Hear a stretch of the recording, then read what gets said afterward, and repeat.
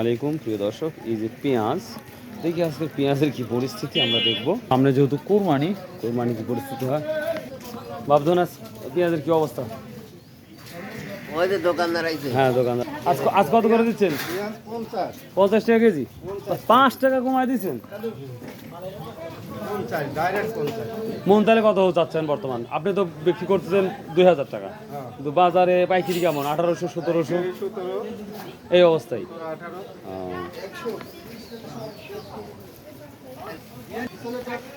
কেমন যাচ্ছে বাজার? খারাপ। সালামু আলাইকুম। এই রসুনের কি অবস্থা? রসুন হয় যে 90 টাকা দিচ্ছি। 90 টাকা করে। আর বড় পেঁয়াজ কি বিক্রি করছেন?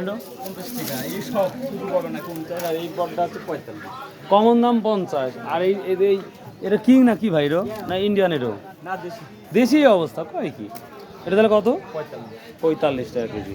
দর্শক, প্রতিটা পণ্যেরই অবস্থা খুবই খারাপ ভাই। এই যে বেচা কেনাও নাই, বসে বসে মোবাইল দেখতেছে, আমি এটা এখন